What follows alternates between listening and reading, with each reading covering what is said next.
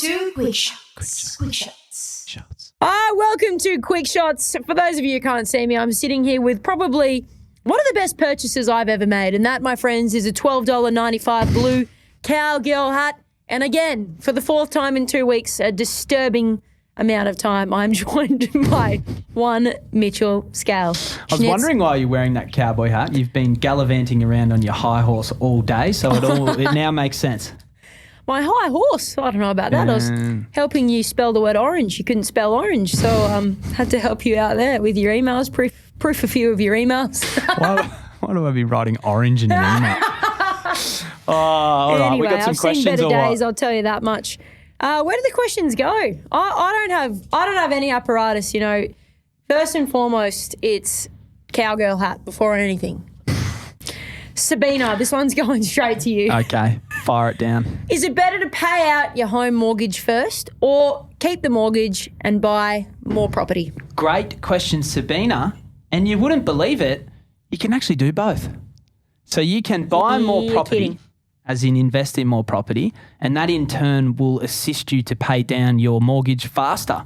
The reason that is because with your investment properties, you have typically got a lot of deductions, and it ends up getting you a tax credit at the end of the year, which you can funnel back into your principal place of resident mortgage, which is exactly what I do, and I know that Alex does that as well.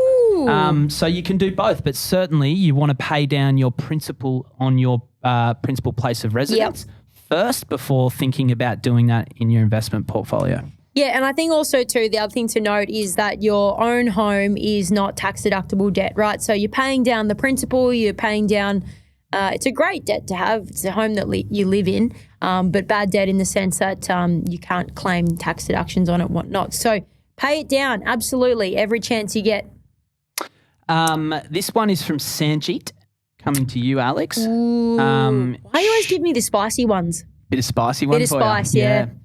Should I invest in a dual occupancy or two different apartments or two different homes? Oof. Okay, I'm going to give you the if it was me answer, right?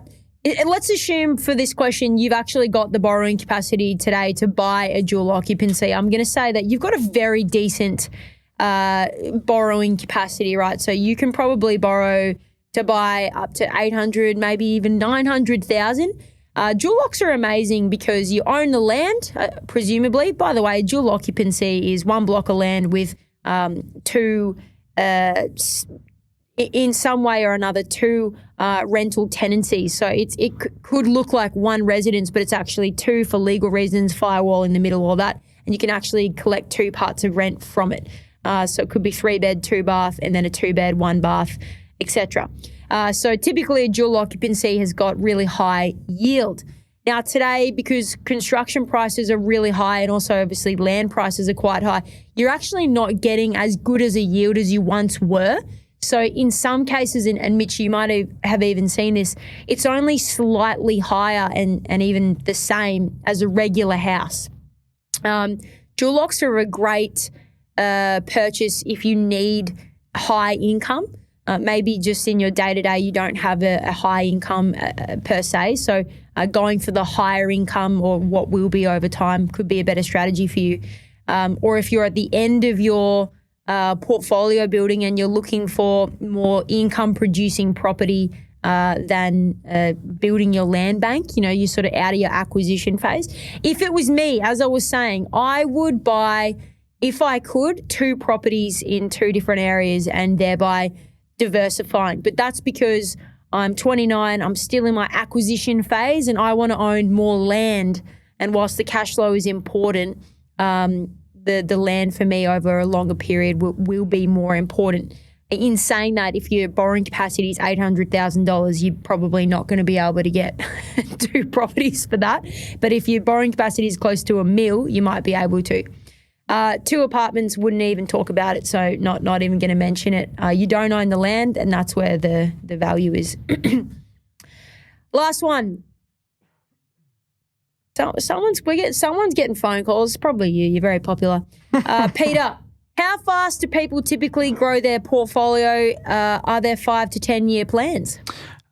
Great question, Peter. And Tough to answer. It's going to change depending on the individual. Obviously, the people of different ages start investing, different borrowing capacities, different incomes, different everything.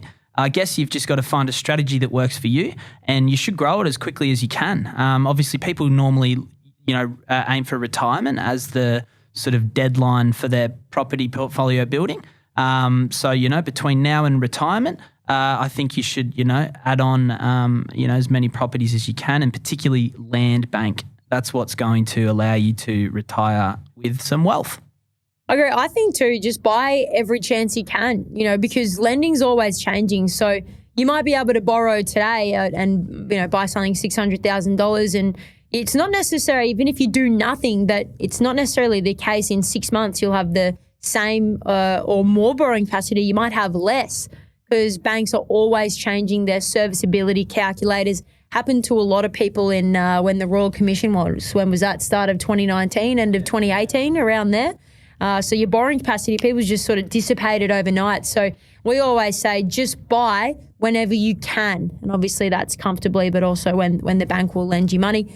Could be more often than not, or it might be 3 to 5 years at a time. Just buy when you bloody can. Bit of cowgirl mentality about that with your new hat. Goddamn cowgirl mentality. That's basically how we do it down here in the country. It's all about the land. I miss Yellowstone. Oh, very good. Well, thanks very much. It's been a pleasure. Mate, I don't know where James is. I still don't know where he was this week. Unsighted, and you unseen. could have just end up being here next week. Hey. I just don't know. If the listeners will have me, I'll be here. Oh, wait. You better come with your cowboy hat on. Thanks for listening to another episode of The Double Shot with your favourite cousins, Alex and James Fitzgerald. If you've got a burning question or something we absolutely need to talk about on the pod, please write to us. Both of our emails are in the show notes. For little real estate tidbits and a little bit of banter, okay, a lot of banter, you can follow us on the gram. Our handle is thedoubleshot.podcast. That, my friends, is thedoubleshot.podcast. Until next time, think of us when you sit back and sip your next double shot.